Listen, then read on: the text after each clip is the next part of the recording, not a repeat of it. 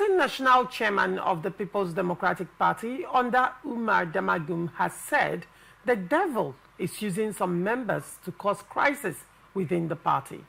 He made the remark in Abuja during a meeting with PDP state chairman led by Tony Azewemi of Edo State and Edward Masha of Kaduna, who visited to reaffirm their loyalty to his leadership. Damagum cautioned those he described as agents of discord, warning that their actions would attract the law of karma. He urged them to cast out the devil in them, reminding them that betraying a party that built their political careers would have consequences. The PDP leader also emphasized his reliance on divine guidance, noting that some misinterpret his calm approach as weakness. We exist because God exists, he said. He is watching us and will judge us by our behavior. A word is enough for the wise. Victor, what do you make of this story? Damagum is blaming the devil for the crisis in Rivers State, and he said, sorry, for the crisis in PDP, and he's also advising the people he feels that are causing the crisis to cast out the devil in them.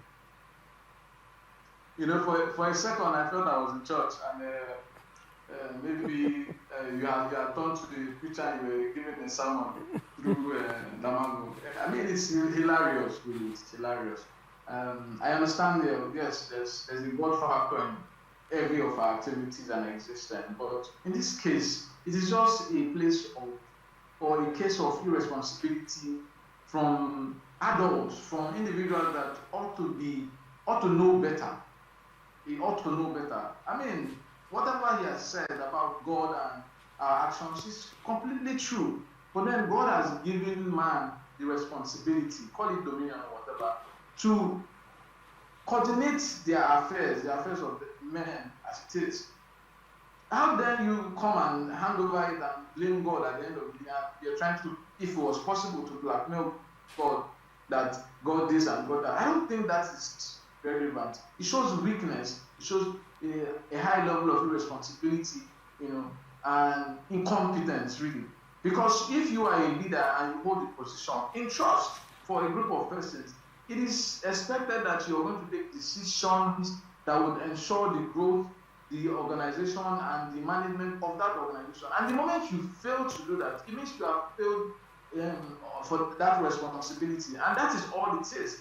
Damagum as a head and chairman of or acting chairman, whichever the case is, or the PDP, has shown several times that he does not have what it takes to lead a national party, a party as big as and diverse as PDP.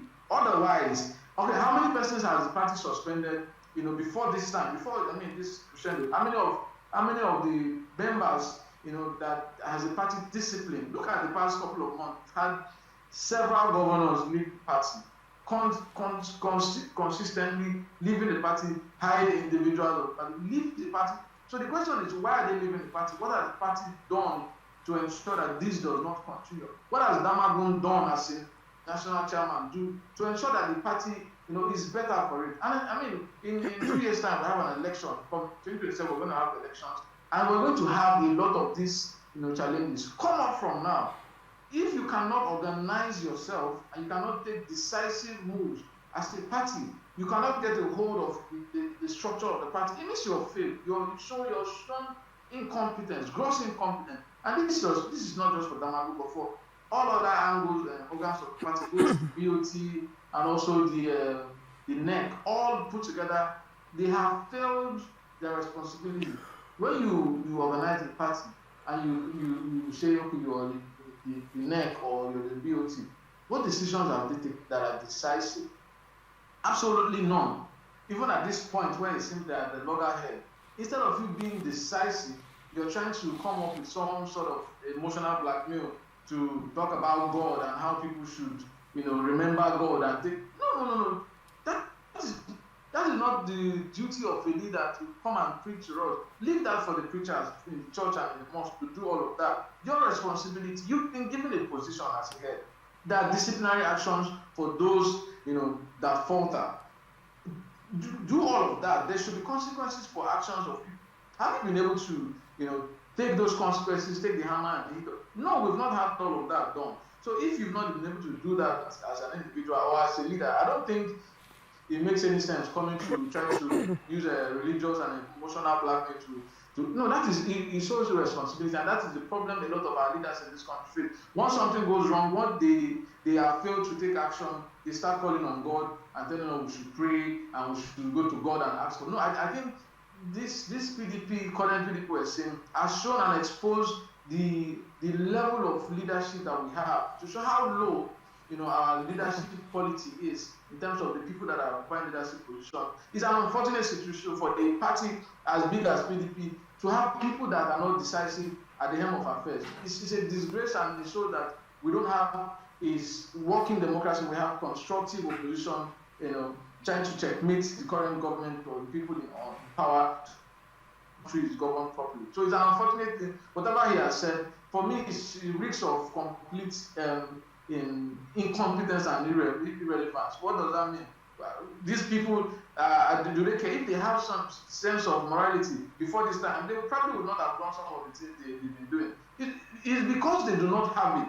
And for every position, every organization, there should be rules and regulation, and there are also the consequences when people go against and break those rules and regulations. And the party as an organization has failed to do what they're supposed to do, especially when members fault or default. But then, Victor, it's, most times when PDP crisis is being discussed, a lot of people tend to dwell on the current crisis. I call it mere manifestation of a more fundamental problem, right? Because we forget what happened in 2023 and how that has decimated the PDP. PDP has not been able to bounce back from the 2023 elections, when they said there was this agreement that it's the turn of the South-South, but Atiku Abubakar insisted he was going to run for elections. And your guess is as good as mine. What happened? You witnessed what happened in PDP during that election, how a lot of persons who disagreed with the choice of the national, of the candidate for the presidential elections worked against that candidate, and how that candidate, and how that even affected the states. And even after the election, PDP was not able to, close rank and file.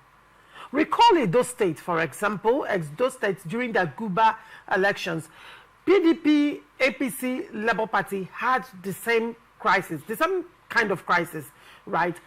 But it even appeared that the APC crisis was worse off than that of the PDP and the Labour Party, because the two candidates were, went head to head, against each other. APC found a way, under Ganduje's leadership, to reconcile both persons, and even made the person that won the first primaries to step down and become the running mate to the other person who won the second primaries, the rerun. But PDP on one hand could not even sort themselves out at the state level, because there were interferences anyway from PDP at the national level. But then one would say political parties do have their crisis, yes.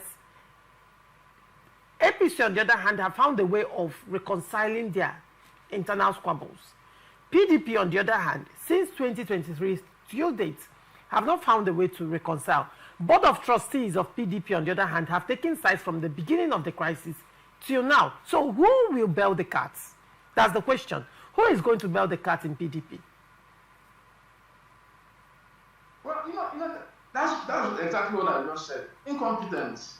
That's just what it is. The party has a structure. The party has its rules and regulations that members ideally should operate by.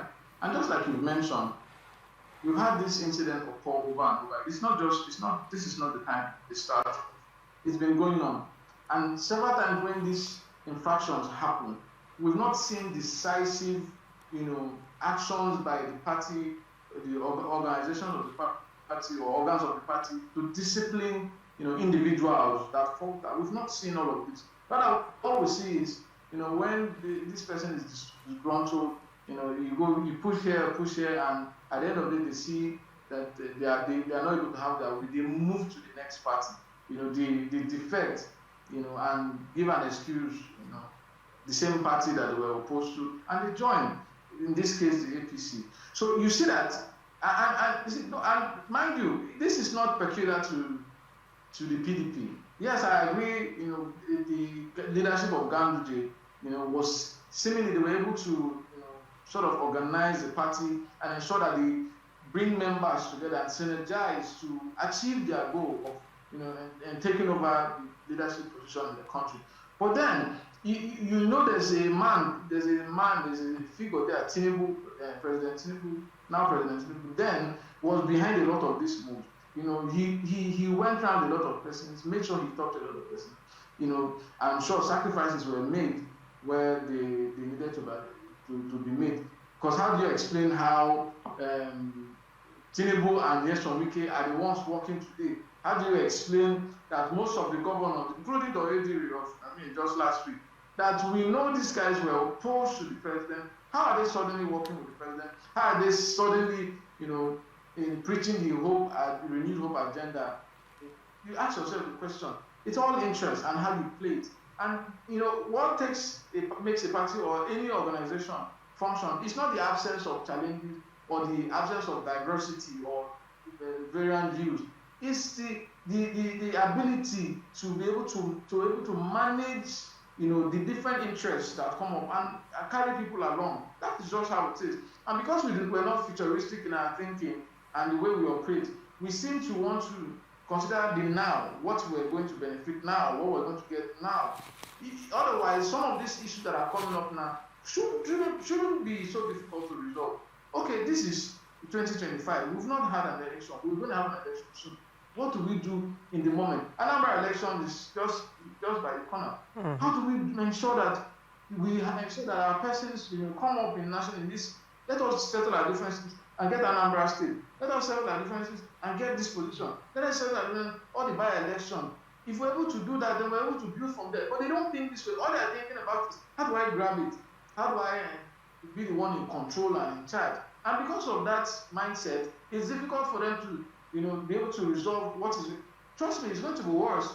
What's the problem that the people will have in 2027 is going to be triple, of what is happening now. Why? Because they're still rigmaroling and going around what is happening now and how they're able to get one of this. That is why they're facing challenges, and I'm sure the challenges will continue.